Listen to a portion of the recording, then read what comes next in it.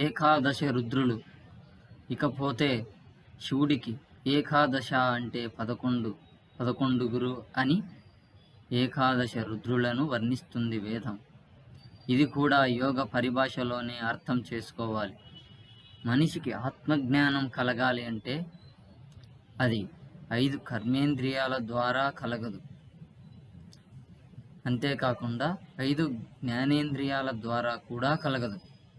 మరి దేనివల్ల కలుగుతుందంటే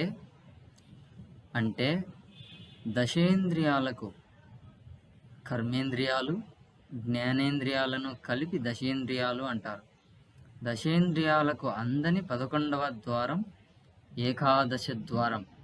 అది మన భ్రూ మధ్యం నుండి సహస్రారం వైపు రంధ్రంగా తెరుచుకున్నప్పుడే కపాల భేదనం జరిగి